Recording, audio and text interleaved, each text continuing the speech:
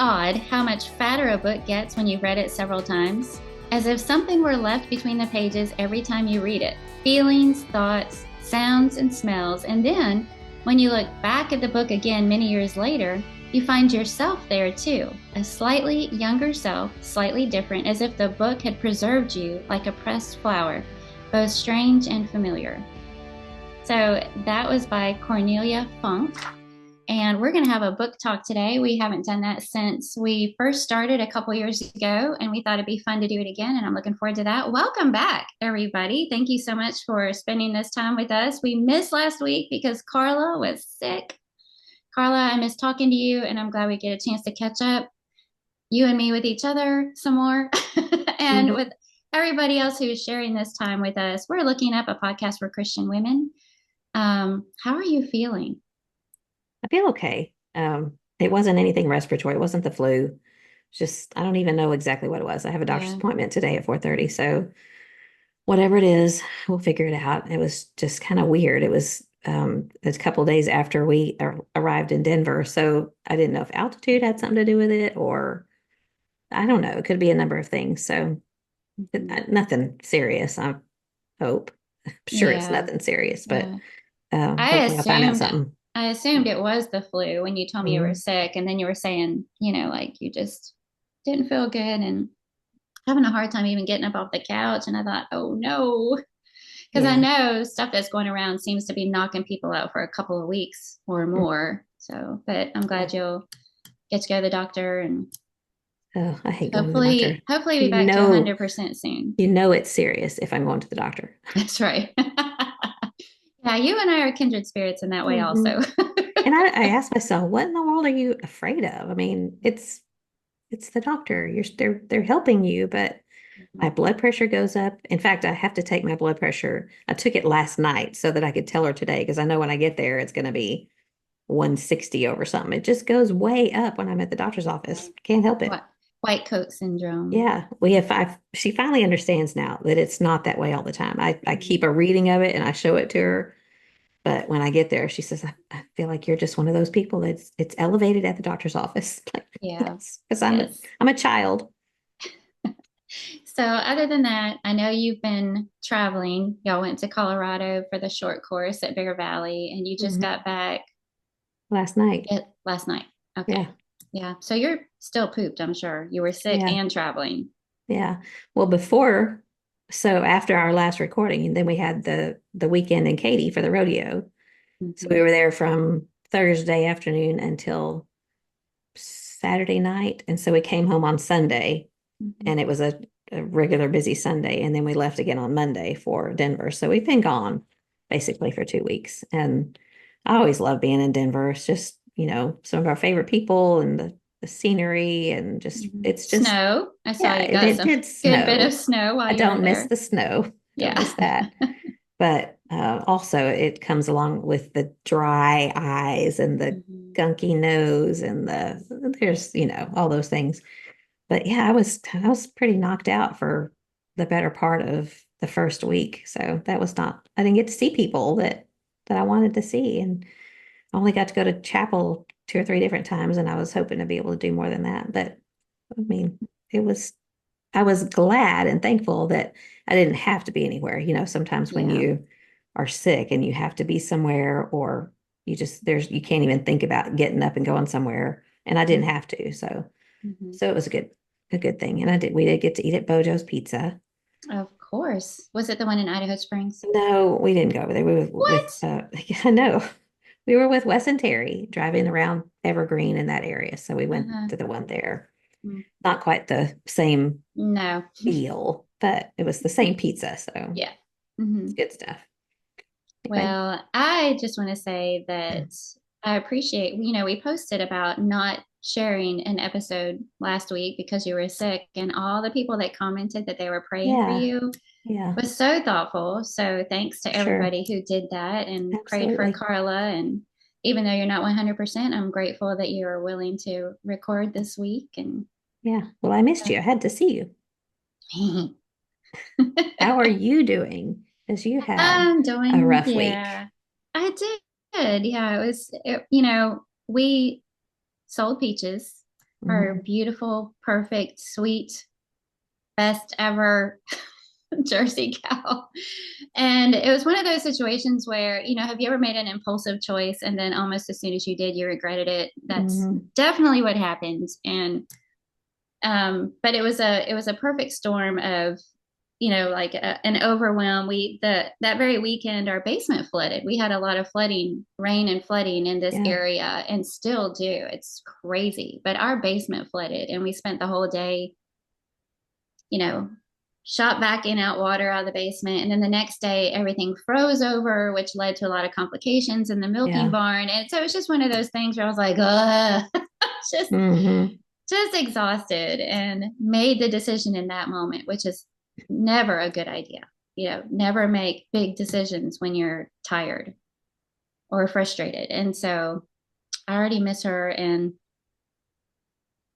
wish that I hadn't done that. But Well, you said she's down the road, so you can see her. she is down the road. She's the Emily Rock has her. She's Royalty Rock Farms, and I know she's going to take great care of her, and I'm grateful for that. And also, here's a little interesting tidbit. I kind of know kind of about it. I grieved the loss of Peaches. I cried all Mhm. day long, Yeah. and when I got so that was Saturday. The very next day, I'm actually trying to focus on not looking like a complete ninny at worship, Mhm. because I felt like my eyelids were probably puffy and all from the day before. And I thought, this is so embarrassing that I got so distraught over this cow. Well, the next day, when I went to worship afterwards, all these Christian friends came up and said something to me about it. And they were so sweet and so kind and understanding. And I don't know, I know bad things happen all the time. And this is so minor. I really do get that. But they treated me like it was a big deal. Yeah. And just the hugs, the comments that were made. People said things like, I know you have a hole in your heart right now. I know this is hard for you. I've been thinking about it. Two different women said they cried with me when they found out. And it just, don't ever take stuff Comfort. like that for granted. When you go to somebody and say something, even when it's really not that big of a deal in the grand scheme of things, because Mhm. it meant the world to me. And Yeah. when I went home, I told Neil, if I ever wondered if I was loved, Mhm. this is a cow. But they knew how I felt, and they Yeah. took the time to come say something to me anyway. And it was just so sweet. And that was Sunday. And then Monday, Carl or Emily texted and said, can we come over and visit for a few minutes? And so they brought their family over and they brought dinner and, to cheer me up. And that was sweet and Mhm. thoughtful. And Yeah. I've received some texts. Oh, and then Tuesday, Holly Bauman texted, could she swing by? And she made me some Oh. homemade cinnamon pretzels. Oh man. Oh, Yeah, because those are my that favorites. So she and her daughters made me a homemade card, and you know, just just the whole thing, making it, delivering it. I just cinnamon pretzels. I'm yeah, intrigued. Are they delicious. soft? Yes. Yeah, Oh. I love that. Is it Annie Ann's or Aunt Annie's? I never Mm-hmm. can remember the Andy name of Ann's. the store. I love their cinnamon Yeah. pretzels, especially when they're hot and fresh. And so she made me some from scratch and delivered them. And anyway, it was just very sweet. It's just, Yeah. when your heart's kind of like, Yeah.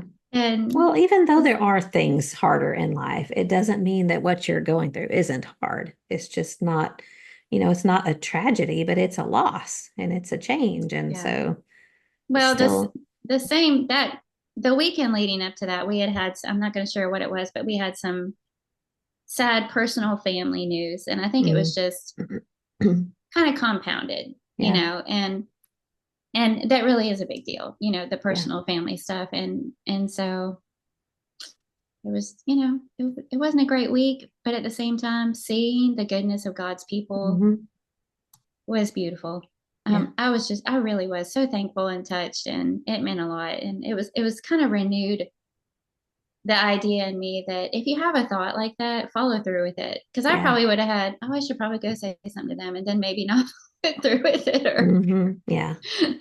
but it really meant a lot. It Yeah. made a difference. Good.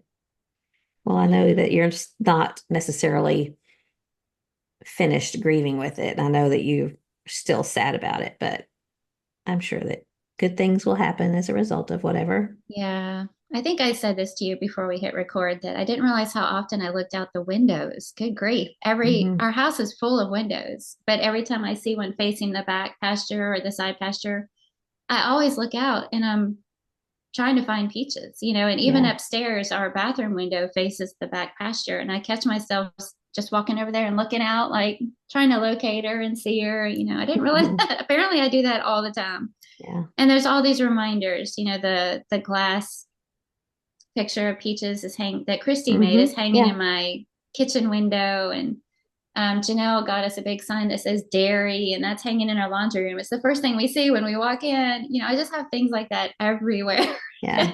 And my news feed is filled with it because I follow all these Jersey cow groups and homesteading groups. And so there are constant reminders, but Yeah. it's okay. Yeah.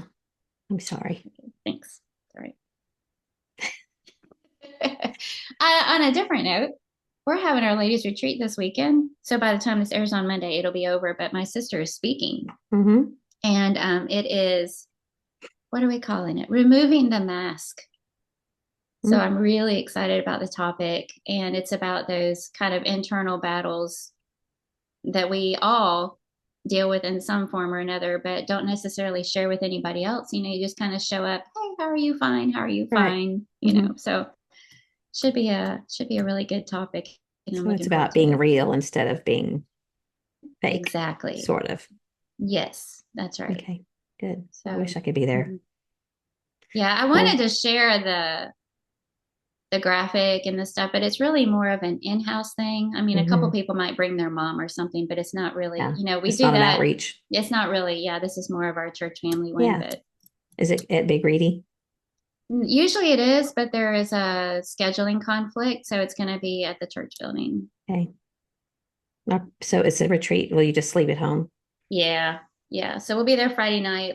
We're having catered lessons, games, stuff like that. Everybody will go home, come back Saturday morning. Hmm. So I prefer that. I do too. I wasn't sad about it. Yeah. We're having a ladies' retreat. Drippin is in May, and we're going to Mhm. go to a place not far from here. And it's more like a hotel, which I'm okay with. But, you know, I'm I am a homebody and I don't get to be home all the time. And so when I can, I prefer sleeping at home. But there's a lot of people that would prefer they enjoy the, for lack of a better word, the party aspect of, Yeah, the overnight and slumber party kind of thing. yeah. Staying up late in your pajamas, Yeah. hanging out, and I enjoy that too. It's the going to the bunk part that Yeah. I cannot sleep at all Hmm. anymore. So Yeah. It's yeah. like the retreats that Bear Valley does sometimes, and you end up maybe on a top bunk. Mhm. If I have to get off, like climb down a ladder in the middle of the night to go to the bathroom 2 or 3 times, then I'm just not going to sleep any. It's just Yeah. that's just not fun to me, but No. I'll do it. And Mhm. it's okay. I can handle anything for a night or two, but Mhm. that's kind of good that you're going to be at home. Yeah. So this rodeo that we went to, I've been to rodeos before, been to the National Western in Denver and been to different ones here and With there. your tiny little Mm. grandbaby on one of But the horses? no, I was not at all prepared for how I was going to feel. I wasn't, I mean, she's riding a horse, which I mean, he's a big horse. She's a big horse.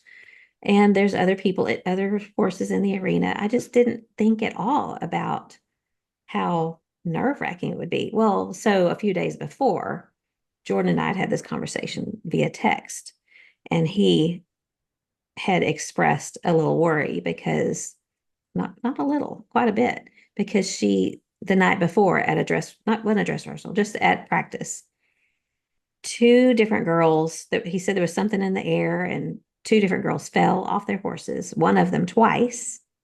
Mhm. And then Missy, that's Emmy's horse, got spooked by something and bucked a couple times. And Emmy has been taught to drop the flag if the horse does anything like that, because the flags I haven't already spoken about this on I've the heard this, but I didn't know if it was just you and me or if it was on the podcast. I don't know.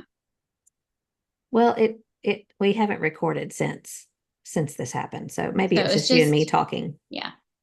Anyway, the flag wouldn't fall and it Mm. kept, it stuck in that flag holder and Missy bucked and Emmy held on and she didn't fall off. And Jordan said she was unfazed. She went back to her spot, but it was just enough to make them think, she's 7. Is she too young for this? Are we making the right decision? Are we pushing her? She loves doing it. It's not that she doesn't want to do it. Hmm. So that was on my mind. And it was 3 nights. Oh If man. it was just one time, but it was 3 nights. And it was like a 9-minute routine where, they come in the arena, they ride around, they're trotting, and it seems kind of silly. If I didn't have a granddaughter, I would look at that and go, what is the big deal? It's just a little routine on horses. But when you start thinking about if something like that happened again around all these other horses and they're in pretty tight formation, what would those other horses do? And just her little bitty body, if it was on the ground and there's horses, so the whole Hmm. time, and of course, Aaron's there and Aaron's mom and I are sitting there chewing our nails the whole time. But it's like she's 7, but it's like she turns into a different child when she's on the horse, which is neat to see that she figures out the problems and corrects them. And so it was nerve-wracking, but it was fun too. And Hmm. Clara, she was in the stick horse race each night, which was hilarious. I think they use it as a fundraiser because they sell stick horses there. And you've got this lineup of 60 kids out in the arena. And, some of them are 2 barely walking and others are more like Clara's age, but they're falling and they're, getting up with dirt all over them, or they're very serious about it, which Clara is very serious about it. So that was fun. And Jackson did mutton busting and, it's just the fun atmosphere, very patriotic, and we enjoyed it. It was a lot of Hmm. busy work too. Jordan and Aaron were busy the whole time and painting the horse, and it's just a different world that I don't know anything about. So Yeah. it was exciting to be there and exhausting too.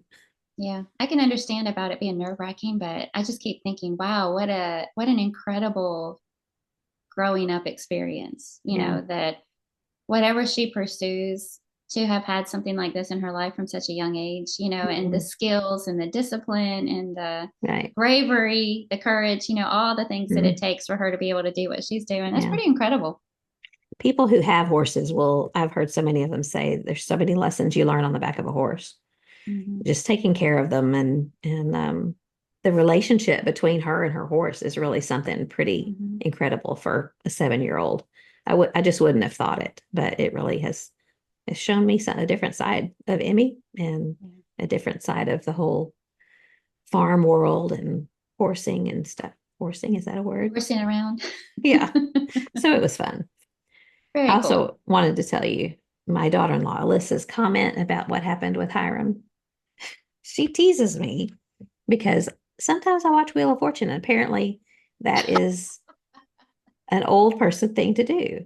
I think it is too. And honestly, I don't turn it on, but it comes on after the news, because we'll Mhm. have the 6 o'clock news on, and then it comes on after that. And so she texted me after that podcast came out, and all she said was that FaceTime call in your jammies was very Wheel of Fortune of you. So, yes, I admit that it was an old lady thing to do, and I'm just proving myself older and older all the time. Watching the news is an old lady thing to do. Hey, I'm just trying to keep up on current events. Oh, yeah. Oh, man. Alyssa's Yeah, hilarious. she is. She's funny. So, what else is going on over there? What is going on with the flooding? Uh, Is it it, still raining? it's not still raining. It stopped raining Sunday, I think was our last day. We've got some more cold weather and stuff coming. We've had a couple of really beautiful days. We've got some more kind of gnarly weather coming, and the tornado forecast for March doesn't look good. Ooh, But I don't know. It was just I really don't understand what happened, but they predicted it and said that it was going to be historic flooding. wow. And And so they kind of had everybody prepare for it ahead of time, and they were not joking. I mean, there are fields all around us that you can't even see anymore. They're just completely flooded over. And some of them you can tell that there were fence posts there, but you could only see the very tops of the fence Wow. posts. And we have rivers around us that overflowed. And so, but I was kind of grumbling about our basement situation, but I also know people that live in Pikeville, Kentucky that had Yeah. it way worse, and some of them, like we had rainwater coming into our basement. They had river water flooding their Mm, homes to where only the rooftops were showing yeah. on their homes. So Mm, when you see stuff like that, you realize, you can't really complain about a few inches in your basement. So yeah. It's an inconvenience, but not a tragedy. yeah, yeah. Mm. Anyway, Oh, I'm but sorry about that. that's okay. It's okay. Is there anything else you want to share before we get into our topic? Let me see. I jotted some things down. Let me see. No. Okay, I'm ready. Okay. So we're going to have another book talk, and we're each just going to share a few books that maybe we've seen or read recently. I was telling you on the front end, none of mine are really deep or like literature We're not heavy all going to or go, oh, Kathy, you're yeah, so this is not going to be any scholarly. kind. So if you are so excited because you're very bookish, this might not be what you're expecting. Yeah. Literally, these are just a few things that I have picked up or been given in the past, well, really since the last time we did this, which was 2 years ago, and Hmm. that I really liked and appreciated. And so I'm going to share them, but none of them are like, oh, that's amazing. Yeah, So, me either. Me okay, either. good. Do you want to go first? I can. Okay. All right, just pulling off the top of the list. My first one is called In the Shofar Blue. If you're Mhm. watching, you can see it. It's another one by Francine Rivers. Excuse me.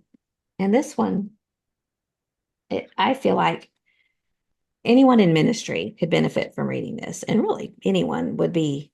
It's a good book for anyone to read, but if you're in ministry, especially, it's about a man and his wife. His name is Paul. Her name is Eunice, and there's a lot of play on the names in this book because there's a David. I think there's a Lois. There's the biblical names in here, Mhm. but Paul is a preacher. Of course, there's denominational language in pastor and things like that, but he is a preacher. His father is a very quote successful televangelist, quote pastor of a big huge church somewhere. And so he kind of grew up in the shadow of his father, and he thinks that he kind of has to do the same thing. And so he goes to a new small congregation and wants to grow it. And the story is about him kind of moving away from the reason why you want to grow a church and the souls in it and the salvation found in Jesus, as opposed to just growing in numbers, being successful from a worldly standpoint, and then the tension between he and his wife, because his wife keeps trying to draw him back to the real reason that he's preaching is to draw people to Jesus. He's instead just being more impressed by numbers and money and being Mhm. able to have a bigger building and all those kind of Mhm. things, and how they're influenced by the people around them. And it's been quite a number of years since I've read it, but both of them, both Paul and Eunice, experience temptation, and one gives in and one does not. But it just shakes them because they thought that they were immune to that kind of thing. And it's a good book to consider what it is about ministry, that why are you in it, and what is your goal, and what might you be tempted by, as far as your motivation, and how would you prove yourself to others, as it like, okay, so we grew 10% over the last year. Of course, that's a good sign if you have more membership, but what is it that drew them there? And so there was a quote in there that I liked. It just said that his ego outgrew his devotion to God. Oh, yikes. Yeah. Wow. Yeah. So it's That's anything good. she writes, I have always enjoyed may not be the right word, although I think I've enjoyed all of them. But I've always learned from her books. And this one is something that I've recommended for women in the Preacher's Wives programs that we've been part of, just to kind of give them an idea of what might happen if you don't keep your focus on the right thing and if you don't keep um, keep your eyes on God instead of on your own prideful self. Make sure that you have the right motivation. So, Well, I've heard you mention that before, and I think it was in the Bear Valley classroom, but coincidentally, it was either yesterday morning or just this morning, I ran across a quote, and the source was Francine Rivers, and it was that book. really, And yeah, and the reason it stuck in my mind is because when I saw that, I thought, oh, I still haven't read that book. hmm And, really haven't given it a thought ever. And then I just happened to run across a quote from that book, and then hmm you just mentioned it today. yeah, So maybe you should read it. it's a sign. It's a sign. Hmm Speaking of ministry, I'm going to backtrack here a little bit. We probably should have mentioned the roundtable, Oh, yeah. The Preacher's Wife, because it is about to release. Mhm. What's the exact date? March 3rd. So will it already be out when this airs? Yes, because Does it I air the know, day this airs? yeah, Monday is March the Okay, 3rd. so today, Hmm today, the roundtable, The Preacher's Wife, is available. And what all did Garrett say? Okay, so it's the 2 episodes you can watch for free, okay, and they so come out immediately. the first two episodes come out at the same time. They're free, and then after that, it'll be One per week, I believe. once a week. But you have to have the app to be You have able to to have a view those. Is that subscription to Excel TV. okay? And I think it's $4.99 a month, or you can pay for a year in advance and get 2 months free. But Mhm. um, And we also have the topics and the order in which they'll be released, so we can mhm. share all of that in the Looking Up group Yeah, the 2 free ones that next you week. can watch. The first one is on spiritual growth. Mhm. The second one is called Perceptions, perceptions about preachers' families, preachers' wives. And then the third is balance. The fourth is struggles. The fifth is friendships. The sixth is family and expectations. And the seventh is personal journeys. So Mhm. I'm glad you brought that up. I forgot. Mhm. I did too until you said something about what it's like to be in ministry, and I was like, "Ooh, Hmm I can't Yeah. believe we didn't mention that." Yeah. Okay, good one. My first one, I should have put these closer to me. My first one is a cookbook. I believe you have a Yeah. copy of this Uh-huh. also. This is called Satisfied by Amy Hannon, and Hillary Hammer gave me this book for Christmas. And first of all, visually, it's just beautiful. It is hmm a gorgeous cookbook. And it's one of those, I read cookbooks like novels anyway, cover to cover, but this one is very well written. And the reason, first of all, look at the inside of that. Isn't that a pretty Yeah. pattern? Looks That like blue and pretty white. wallpaper. Oh, it's so pretty. But when she starts out telling her story, I was hooked from the very beginning because she's really big on hospitality. And she says, I'll just read a couple of snippets from her introduction. She said, what comes with being a people person is an awareness that people have a lot of emotional and relational needs, physical and spiritual needs. And she talks about the best way to learn about those is to have people at your table. And that way you can encourage them and cheer for them and show them the hope of Jesus, the kindness of a loving God. And she gathers people around food in God glorifying fellowship. To give people food is a reminder that He treasures them and will provide, to love deeply, welcome gladly, and serve faithfully, one shared meal at a time. Mm-hmm. So that's her premise. Mm-hmm. And then, of course, when you go through, there's a lot of beautiful Yeah. photography and a lot of great recipes. And I will say, look, this one's called Tender Shredded Chicken for All the Things. I will say that Travis Harrison was looking for ideas for his wife for Christmas, and I recommended this book, and it was already like sold out and Oh, wow. unavailable at that point. So I don't know if it's restocked because that was the holidays, and so I'm thankful to have a copy. But I still wanted to include this one uh, because I think it's wonderful. I mean, even that front, like one of my all-time Yeah. favorite meals is a roasted chicken in a cast iron skillet, and that's what Mm-hmm. she featured I on the just want to front get a cover. fork and like start Yes, digging in. yes. So Oh, that's so my first one. was there a secret to the tender chicken for all the things, or is that a recipe? I closed the book on that one. Okay. Well, Oh, here it is. It is, she said this is one of those, I'm gonna tell you how to do it without a real recipe. She batch cooks chicken, a big flat of 7 or 8 breasts, and then shreds it up and puts it in 2 cup handfuls in quart-sized freezer bags. So she has shredded chicken that thaws quickly and can be added to recipes. so she boils it or bakes it or Yeah, she roasts it? does. She trims them, puts them in a pot, fills it with cold water, adds salt, brings to a boil, simmers it for an hour or longer, then removes it and shreds it and then freezes it. Yeah. She Sounds good. says 1 chicken breast yields a generous cup of shredded chicken. Mm-hmm. Okay. So that's Good just one enough. of her little like helpful hints kind of Yeah. pages. Yeah. Well, I wondered if Hillary knew that person or, if there was something special Oh, about it that I she, don't know. If yeah, she may have said something about it and I just forgot. But the subtitle is Savories and Sweets That Feed Belly and Soul. So we all need that. yeah, I don't need any more belly, but feed my belly. That's right. Okay, my next one you've heard me talk about before is Paul, a novel. And I know that I always say this, I always kind of feel bad about bringing things up that I've already said things about, but not everybody remembers everything I say. And not everybody listens to every podcast. So I'm going to bring it up again. Walter Wangerin Jr. is the author, and he has written one about Jesus, which was on my last book talk.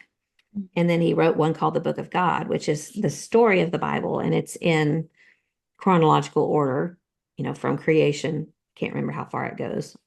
I guess through New Testament times, but that's been a while since I read it. But this one, excuse me, I've got a frog today, follows the story of Paul the Apostle from the road to Damascus. That's where it starts. And, it just describes what it must have felt like. It's from his perspective. Each chapter gives, so like chapter 20, it says Luke. It's from Luke's perspective and it's first person. Chapter 42 is Timothy.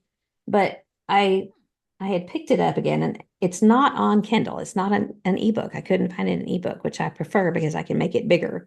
So I read it in tiny print this last year before we went to Turkey and Greece because I knew we were going to go to Corinth, and I just had remembered the time I read it before that it described a lot of things about those areas, and I just wanted to be able to kind of see these things while we were there. But it's, there's bones you have to spit out, like with any book. There's some teaching that it's not teaching, but it will teach you, I guess, if you let it, things that are not in the Bible. Of course, it's a novelized account, and that also is not in scripture. It's like The Chosen. It adds to in a way that helps you to see what it might have been like.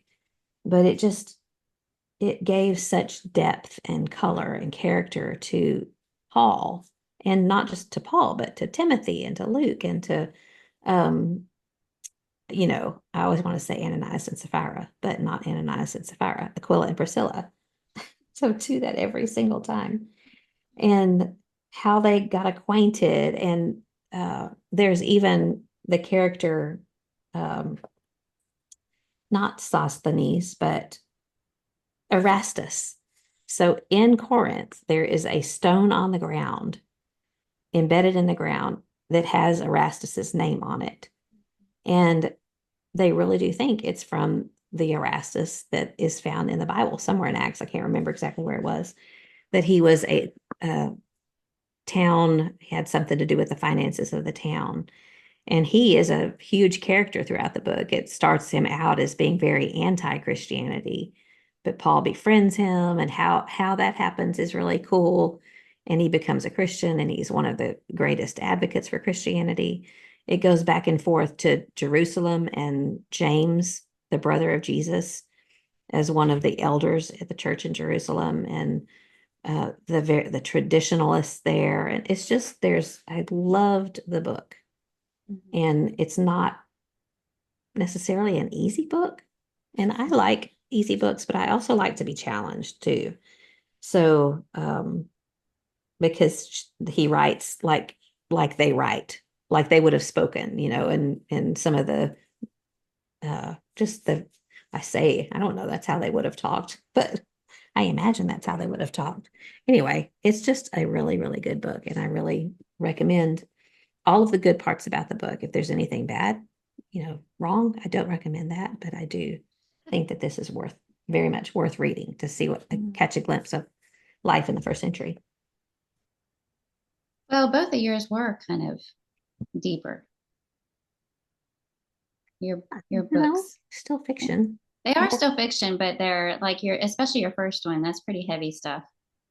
Well, it sounds like it, but it really isn't. If it's a story, I mean, it helps you to think about not becoming that way. So, no. Well, as a foil to your more serious ones, my next one Wait is till you hear my next one. How to Be a Wildflower. Ah, how cute. Well, if you recognize the artwork, anybody who likes the Katie Daisy planners like I do, that's my favorite kind. It's the same author, so it's the same kind of artwork, and it's that way all the way through. I mean, every page is visually beautiful and appealing, and lots of color, lots of kind of watercolor and whimsy, and so she calls it a field guide, but I would say it's more a lightweight. It's a very whimsical field guide. It's more of a la la la, yeah, not as serious. I'm all in there and wanting to learn about nature kind of a field guide, but more to have just enjoy nature and to see things around you and appreciate the beauty and appreciate the art and appreciate the simplicity of it. So my sister gave me this one and she included this pretty little bookmark, which matches. Yeah. So there's things in here like keep chickens. There's a little page I would want to frame something like that. There's a little page in there on keeping chickens. There's a section called Savor. So they're making a lavender simple syrup. It's the sweet, simple things of life, which are the real ones after all. That's a Laura Ingalls Wilder quote. Eat berries straight from the vine. It's just a bunch of cute little, here's the different sounds that birds make. It's so pretty. It's just adorable. And if you're ever just having a gray day or a blah day, just pull this book out and read a couple of pages, or step outside with it and do a couple of things that it says. And it's just sweet. It's beautiful and sweet. How to Be a Wildflower, a field guide by Katie Daisy. I like beautiful and sweet. I do too. I like it. Okay. Yeah. Next. All right. My next one is, and I don't have the actual book. I thought I had one more. I bought several and then I've given them away. I think I sent one in your Christmas package. It's called Do Unto Otters. It's a kid's book. Love that book. The author, I'll have to find it in a minute, but here's the synopsis. It says, Mr. Rabbit's new neighbors are otters. Otters? But he doesn't know anything about otters. Will they get along? Will they be friends? Just treat otters the way you'd like them to treat you, advises Mr. Owl. And it's Laurie Keller. In her smart, playful style, Laurie Keller highlights how to be a good friend and neighbor. Simply follow the golden rule. So it's a play on words throughout the whole books. Do unto others. It's do unto otters. And it's just the cutest little book. And it's the pictures on the pages, there's different, it's not like a whole page of one picture, but there's little scenes and little things to look at. And my grandkids just love it because, when you're reading to them, you can look at their little faces and their eyes are going from one picture to another and just absorbing the colors and the fun sounds that they make. And it's just that's my current favorite kids book is Do Unto Otters by Laurie Keller. Wish I had one to show. It is cute. I have it, but it's in the other room. But I read it to Rich, and I was highly entertained. Rich was a little young to pick up the play on words, with the Do Unto Otters, but I was cracking up. So yeah. But it's really cute. Yeah, it's a good one. Good. Okay. All right. So my next one, interestingly, I don't have a copy to show you either. And I debated on whether or not to bring this up because I'm going way back into my past, but it's just one of those books that I read as a teenager and it just stuck with me all this time. Every now and then I still think about it. And it was called Gypsy Secret. I don't know if you've ever heard of that. It's by Mm. Florence Crane. Yeah, Florence Crane. It was written in 1957. Okay. And it's basically about this. It's a young girl. One side of her parentage came from that gypsy lifestyle, the caravan, the whole kind of thing. And so her mother ends up dying. And I can't remember now exactly, even if she and her father went to go stay with his side of the family or her side of the family, but whichever side it was, they really looked down their nose on that kind of heritage. And Mm-hmm. so she feels all of that and has a lot to overcome. And it's kind of learning to overcome people's prejudices and, build reforming relationships and families and forgiveness and all. Well, anyway, from what I remember in my immature teen years, it was a great story, Gypsy Secret. But what stood out to me was in the book, the main character's favorite psalm was Psalm 121. Hmm. And so she quotes it in the book more than once. And I don't even remember exactly what's happening, but this scene stands out in my mind of she's using an ironing board and she's pressing something for her grandmother. And she's, sad and heartbroken about something. And she's quoting that in her mind. I will lift up mine eyes into the hills from whence comes my help. My help comes from the Lord. And from that moment on, I kind of adopted Psalm 121 as my favorite psalm also. Hmm. And it has been ever since. Yeah. I like that one in Psalm 18, but it goes clear back to just this little fiction book that I read Mm-hmm. one time. Yeah. And I can still see the cover in my mind. It was just a real simple design, like a silhouette, more of a girl with a long skirt. And I don't Is it remember all still in the, print? no, Mm. no, you can. I just looked for it this past week to see if I could even find a copy. And it seems like there's a couple of copies floating around out there that aren't even in great condition. Yeah. So, but so yeah, that's why I debated on whether or not to even bring it up because I don't know that you could even find it and actually read it for yourself. I more just Mm-hmm. wanted to share the fact that Yeah. books can really make an impact on you. Mm-hmm. And that story has always stuck with me. That psalm, I'm sure I had read it before then since I was already a teenager, but just reading it in that storyline and how she used it stuck with me and became my favorite psalm and has been to this day. So we're talking 30 plus years. Yeah, well over 30 plus years since Yeah. I've read this book and it still stuck with me. Hmm. That's fun. Hmm. It's Hmm. something that you checked out at the library? Yeah, Okay. probably. I must have. Hmm. Yeah. I thought about there's a shelf on my bookcase back here, which by the way, the plants are in because it was cold last week. Um, but there's a particular author named Rosamond du Jardin. Don't know if I'm saying it right, but she had a shelf at the library when I was in junior high or high school. And I checked hers out over and over and over and over again. And they were not anything deep. I mean, it didn't even I don't have a good story like remembering a psalm from it, but I just liked her storytelling. And she would have little series. There was well, I don't know why I'm even telling this because these aren't what I'm going to talk about, but uh, there was a set that had twins, Pam and Penny. And I thought that was fascinating. I always wanted to be a twin. And then a series about a girl named Marcy. But, just it's funny the things that you remember about Hmm. when you were younger and reading. And also, my dad in his office had tons of the Reader's Digest condensed books. Did you ever Hmm. read those? I did. Hmm. I would sit on his floor and just that's what I would if I would go to work with him, I would sit and read one Hmm. of the books out of the Reader's Digest condensed books. They were always clean and Hmm. interesting. And so I think that that is part of the reason why I learned to love to read, just doing I things like even that. collected those when we were first Mhm. married because they look so grown up. I Yeah. was 20 years old and I thought they looked all fancy and I wanted them on Hmm. my bookshelf. And Yeah. so for the longest time, I had quite a collection of those things. And Hmm. somewhere along the way, I donated them. But Yeah. Yeah. yeah, I remember reading the Bobbsey twins, Nancy Hmm. Drew. Yep. Uh, yeah, it's fun to Fun to think back. Now it's like, Trixie Belden. Did you ever read Trixie Belden? I don't think so. Yeah. I do She wonder was, though, like Gypsy Secret, I remember loving it then. I wonder how I would feel about it now. You know how when there were TV shows that you loved as a yeah. child, and then you watch it now and you think, What was I thinking? what? What in the world? Hmm. Yeah. All Yeah. right. What's your third one? Okay. Or fourth one? Your Third. fourth one. No, I've only done two.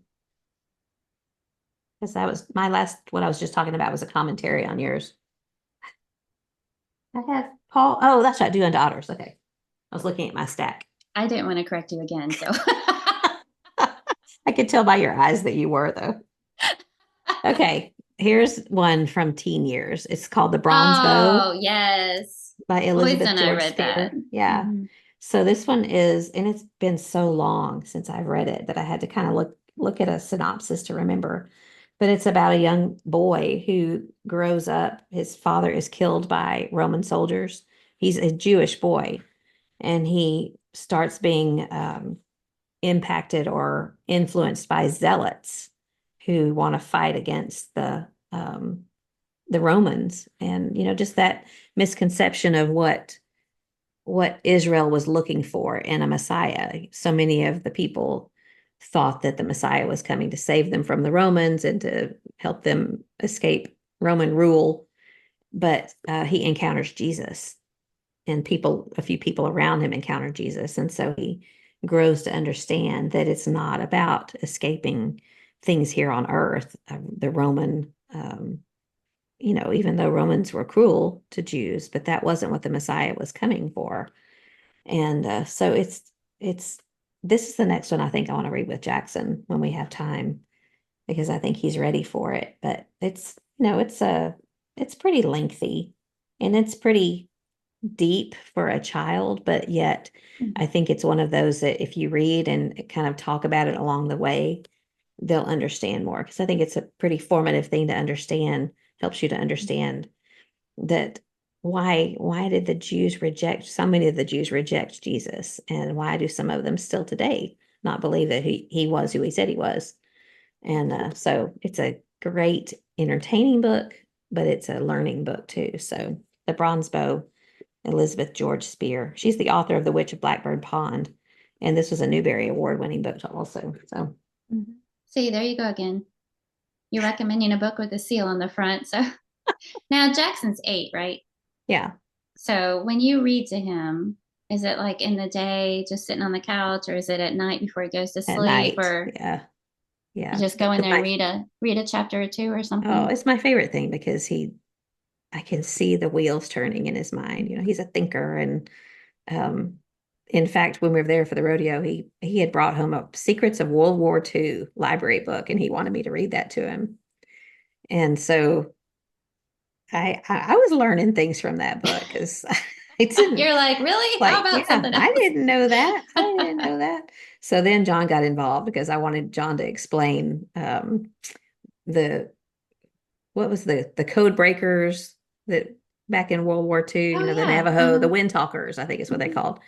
And this book brought them up. And so then John came in, and then they started having diagrams on the floor with marbles and army men about flanks and army, and so I was gone after that because they were playing army, and I was just wanting to talk about the book. Oh, Anyway, it was fun. that is so great. Yeah. Okay. Um, so my next one is a children's book. It's my big Hey. truck book. Now, Uh-huh. I mentioned this on a recent episode, may have been our last one, and I said this was a mommy markdown Yeah. purchase, but I was wrong. It was not. Okay. I got an email from an author, Tamara Alexander, Mm-hmm. because I read all of her books, and she has a grandson about the same age as Rich. So they had their first grandson about the same time we did. Mm-hmm. But anyway, she was talking about how she had ordered this book. She's not affiliated in any way or anything like that, but her grandson just could not get enough of it. And Yeah. so she shared the link. I ordered it the same day, and I never said anything about it to Rich. I just set it over there with all the other books. Mm-hmm. But the very next time he came over, I kid you not, I heard him gasp and I heard him start running down the hallway. And I thought, what? And then he comes back and he's holding this book and hands it Hmm. to me and climbs up in my lap. And I'm like, well, alrighty then. So we Yeah. went through, it's a big board book. Yeah. So we went through and read every single page and looked at every single tractor and truck and picture and talked about it. And it has little questions, which farm truck has a black bucket? How do you Did he have his climb? little overalls on when he was reading? I don't think he did that day. How do you climb into this tall tractor? And we had to read it 3 times in a row. Hmm. So, and it's kind of funny because I have some other books that I'll say, come on, let's read a book. And I'll start it, and he'll be interested for about 2 pages. Hmm. And then he's climbing down because he's a mover. He wants to Yeah. be outside, he wants to be doing things. But this book, he Captured just his sat attention. there. When we finished it, he closed it and we started again. So it really is. She was right. It's just my big truck book, but Okay. I'm gonna have to get that it one. Nolan will like that. it's it quickly became a favorite. Good. All right. We're doing five, right? Yes. Okay. This I debated doing this because this isn't one that you can get. Although I could probably help you out with some of it. You have it, Oh. but it's a cookbook. Oh It's the one that yes. we did. It's called Dripping with Taste. I put mine in a binder because it was kind of starting to come apart. But this is the one that the Dripping Springs women put together when you came and did a ladies' day, which was more than 10 years ago. I think it was about 10 years ago. Okay. So Nicole Bonnet, I had her design the cover and I thought it was so pretty. She's an artist and she made it so pretty. But it's just it's the one, it always goes with me to Denver. And of course I've got folded up things stuck in here. These are my, the ones that you collect off the internet and then you print them off, or at least I do, and stash them somewhere. This is where they go.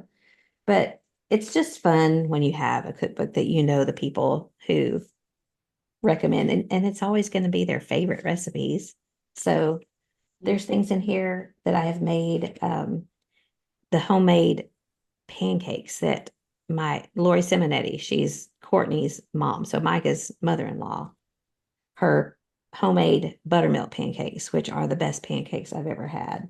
Oh, wow. There's recipes from women who've passed on, and so it makes me smile. It makes me remember being in their home when they made these things. Corn and cheese chowder by Mary Williams, hearty potatoes by Wesley Wilkes, and there's recipes by people who aren't here anymore. They've moved. There's a bunch of recipes from my mom. There's recipes in here from you. One of them is the puff corn. I Mhm. can't remember the other because you submitted a couple of them. There's one that's called the Joyful Quilter's Chicken Casserole that my friend Tracy Wright put in here because there was a group of quilters. We would go for a quilting retreat occasionally, and this is what we would always bring on that retreat. Ruth Locke's chocolate sheet cake. I've mentioned Ruth Locke multiple times, and it's the Texas sheet cake. I make it all the time, but it's so it didn't originate with her. But anyway, it's just, if there's, I think I might still have the computer file and maybe I could share it, but these are the best cookbooks, the ones that the people that have submitted and they Mhm. have given their best recipes, the ones that are their favorites, and there's just memories attached. So, Mhm. like I said, Yeah, I those debated it because it's not one you can buy, but that was, well, but what you could do is maybe, I mean, I don't know if you'll share the PDF file or whatever, but what you could do maybe throughout next week is to be share, a couple of your favorite recipes. yeah, And I always pull that one out when I'm making your lasagna soup.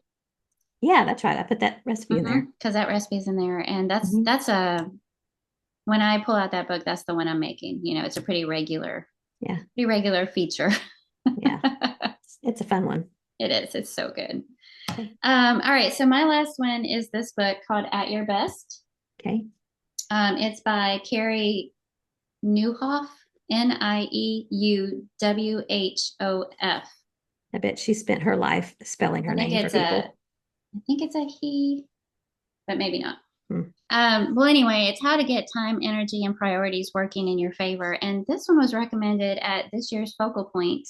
Neil sat in a class by, I think it was John Baker, Okay. who first referenced this book. and Neil ordered it on the spot. And then he was talking to Mike Vestal about it afterwards. And I think Mike Vestal said that he's the one that recommended it to John Baker. So, Okay. two good endorsements there anyway. But just, it sounds like one of those that, when you read something, you're going, how can I just imprint that on my forehead for life? Mm-hmm. So that there's this constant reminder of it. It's that kind of practical kind of stuff. I highlighted a few things to share. He said, this is in the introduction. I'm guessing that most of your problems stem from having too much, not too little, too many demands, too many opportunities, too much information, too many distractions, too many choices, too many people vying for attention, and way too much stuff on the calendar. So, Yeah, for sure. so anyway, as I'm reading it, I'm just like going, he's talking about me. And then, let me see, make sure I don't skip. I asked Neil if I could highlight in his book because I was using a pink highlighter. He said that was fine. Okay. I'm sorry. I should have marked these pages. I thought they would stand out quicker. He's got a chapter 2 called No More Crazy Busy Life. And he says that you always hear the advice to schedule in rest time and schedule in time off, take your vacation days, get away. He says we always hear that and it sounds like good advice, but he said time off won't heal you when the problem is how you spend your time on, which I thought was very interesting. So he's got a whole chapter devoted to that. He said, you live with a constant sense of time famine. Your to-do list only seems to expand, and the gnawing sense of scarcity, as in there's never enough time, keeps growing. So if you ever feel that way, a mantra that he adopted is live in a way today that will help you thrive tomorrow. So that's kind of the premise of the whole book. He talks about something called margin, making sure you have margin in your life. Margin is space. It's room to breathe. It's so rare in our culture with every spare minute taken up with something. Technology hasn't helped us much in this respect. Margin is what you experienced when you were a kid, and your 6-week summer felt like a year or a decade feels today. It's what you had when you were so bored and your mom told you to find something to entertain yourself until dinner, and you rolled your eyes at how that felt like forever from now. Margin is when you used your $10 bill to buy all the candy and gum you wanted, and you still had $7.14 left over. Margin is the leftovers, the extra, the grace. And so he talks about how to get that back into your life, and then how to recalibrate when life throws you curveballs is a whole section. So even though you read some good and helpful things, life never goes according to plan. And you think, starting today, I'm going to implement all these things, and then life happens. So it's very good, very practical. Yes. Yeah. It's a one where you sit and read with your highlighter and maybe your spouse also. Yeah, I need that. At your best, Carey Nieuwhof. Is that there's a quote that says something about the devil works best in distraction and busyness. And I think that's the truth. If we don't have any of that margin. In fact, I think sometimes we think margin is wrong. We should always be busy, but man, I need some margin. Yeah, and I think we think too that the antidote to that is to, say no to everything and cut everything out so that you're doing nothing.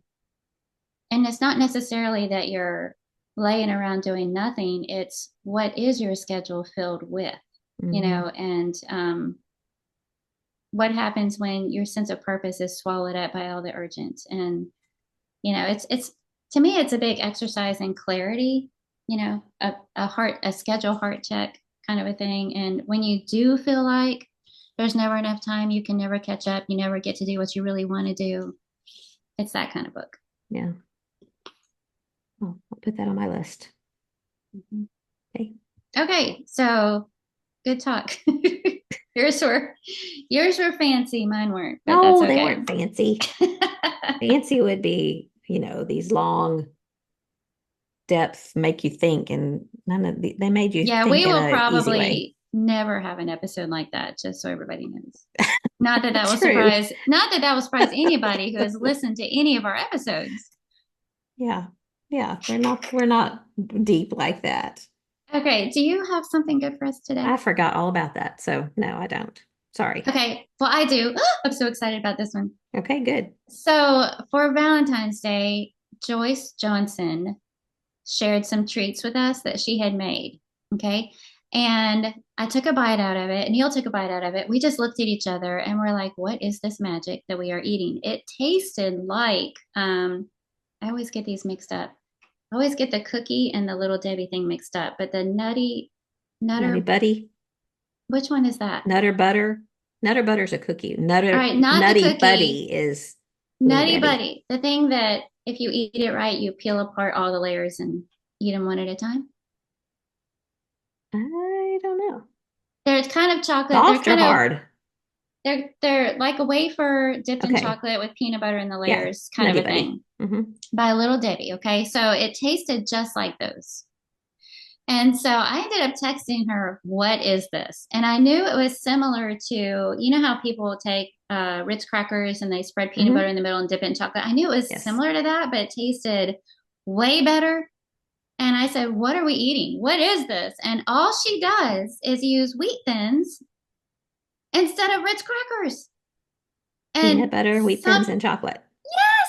And something, I'm kidding, I'm not kidding. Something magical happens. It is, I could have eaten a bazillion of those things. Wheat thins, spread with a little peanut butter, sandwiched together. And I even asked her, I said, okay, so what kind of chocolate do you use? Well, she just buys that chocolate coating stuff that you just melt, Yeah. chocolate candy coating that Hmm. so simple, but I'm not kidding. It tastes just like that Nutty Buddy thing. It is so good. So good. So So easy. they're like small, but there's Yeah. two crackers Yeah. So a wheat thin, peanut butter, another wheat thin, sandwich it together, dip it in the chocolate, submerged. submerge it all in the chocolate. Hmm. Hmm. Okay. So I will good. definitely try that. Oh man. I'm trying to Yeah. think of what It's, crackers I have in the pantry right now, and I think all I have is the garden vegetable toasties. That probably wouldn't have the same effect. I don't think so. Maybe the If same you crunch. make this for your next finger foods or your next drop in on a shut in or for somebody that you're in love with and you're trying to get their attention for the Okay. unmarried people, Okay. and all your problems will be solved, I promise you. Okay. It is Temporarily, it anyway. is that good. All right. Sounds Thanks to good. Joyce Johnson for sharing that. She's given us lots of good things. She has. She's a cook. Hmm. All right. Well, I enjoyed this. I missed you. It was great to catch up and have a book talk. That's always fun. I feel like I probably should have fixed a cup of hot tea or coffee or something for this conversation, but then you'd hear me slurping. So Just be more entertaining. that's right. So, Carla, until next time, Keep looking up. have a great week, and I love you, friend.